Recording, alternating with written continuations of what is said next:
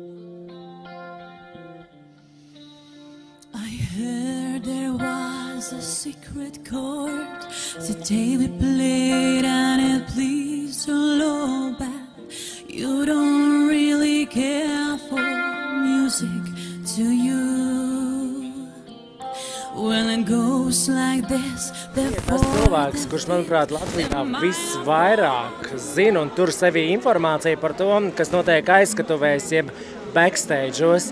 Saki, cik ļoti atšķirās to, ko, piemēram, mēs žurnālisti rakstam un tas, ko, piemēram, tu zini reāli, kas notiek backstage'os, vai patiešām ir tik traki, ko, piemēram, ne tikai VIP, vispār presi raksta, kas notiek backstage'os, jo patiesi varbūt tie ir tikai ziediņi. Tas ir pat 360 grādiem otrādāk nekā kāda ir oficiālā versija. Labi, jokojos, bet tas, kas ir patiesībā, tas nekad nenāks gaismā, jo tā ir cilvēka privātā telpa un tā ir viņa privātā dzīve un, diemžēl, ļoti privāta. Jo tas, ko jūs redzat uz skatuves, tas ir viens un tas ir baudījums, un jūs par to maksājat naudu un jūs saņemat kaut kādu feedbacku no tā atpakaļ. Jo tas, kas notiek uz skatuves, tiek jums pasniegts, un jūs arī saņemat un dodat atpakaļ māksliniekam. Tas, kas notiek aiz skatuves, tā jau ir slēgtā teritorija. Bet, piemēram, kā tev pašai šķiet Latvijas show bizness, salīdzinot ar jebko, ir tāds pīļu dīķis vien, jeb mums arī tomēr ir savas zvaigznes? Ir savas zvaigznes, un es ļoti atbalstu tiešām labus centienus no producentiem un no menedžeriem, kas tiešām strādā ar cilvēkiem un strādā ar māksliniekiem. To ir pierādījuši gan lieli koncerti, gan lieli festivāli. Es tiešām priecājos, cik es esmu saskārusies arī festivālos ar to. Es priecājos, tas ir tik viegli strādāt, kad ir labs menedžments, kad labi producenti. Tur ir viss skaidrs, tev viss nodrošināts māksliniekam. Mākslinieks atbrauc, sagatavojās, un tas moments, ko viņi dod uz skatuves, ir fantastisks baudījums, bet, lai tiktu līdz tam baudījumam, tas, ko jūs neredzat, tas ir tas lielākais darbs. Kā tev šķiet, runājot par mūsu pašmāju zvaigznēm, viņām ātri sakāpja galvā? Prasības ir varbūt dažbrīd tīri menedžmenta uzspiestas vai reizēm tāpēc, ka tā ir oficiālā versija, tāpēc, ka tā vajadzētu būt. Bet mums ir jāpietuvinās maksimāli reālai situācijai. Svarīgākais, kas cilvēkiem ir, tas ir vienmēr ūdens, bez gāzes, protams, varbūt teja, kafija, kas balsī kaut ko uzkost. Tā koncentrēties darbam, ko viņi dara, jo tas ir darbs, tas nav iegribas.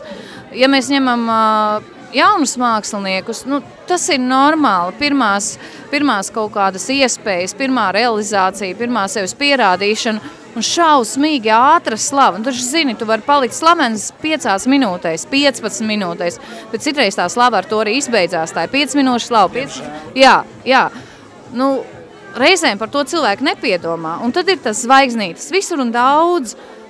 Pašos tanīs jaunajos censoņos, dzīve citreiz aplauž, citreiz neaplauž. Tāda ir situācija. Bet ja mēs salīdzinām Latvijas pīļu dīķi, kā tu viņu sauc, ir viņš pīļu dīķis. Latvijā ir tā, ka visi viens otru pazīst, visi viens otru zina.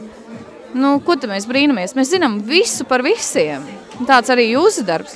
Bet te pašā laikā nav svarīgi, cik tu esi svarīgs.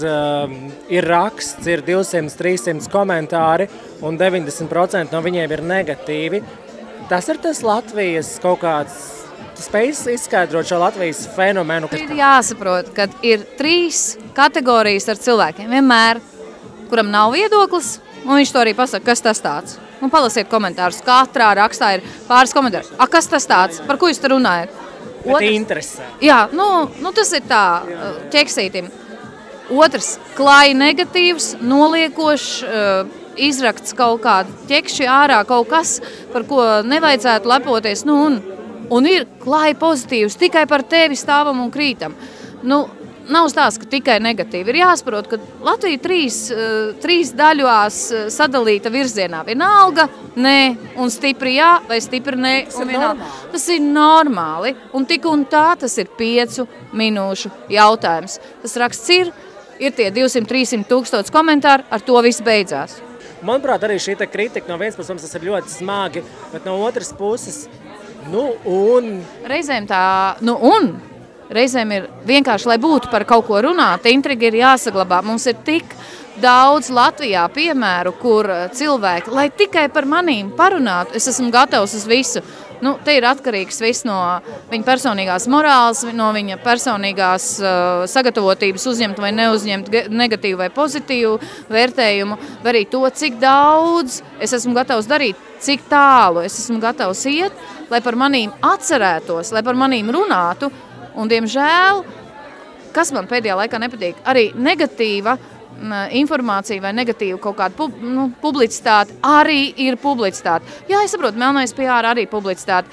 Bet, dažkārt pat labāk nostrādāt. Jā, dažkārt pat labāk. Bet ir jāpadomā arī par tiem, piemēram, par šī šova jauniešiem. Vai, tas viss atkarīgs no vecuma, ja? Ne visi ir morāli gatavi, ne visi ir psiholoģiski gatavi un ne visi ir fiziski gatavi uzņemt tādas lietas, jo pārdzīvo jau gan vecāki, gan ģimene, gan draugi, gan vienkārši paziņas. Tāda ir dzīve.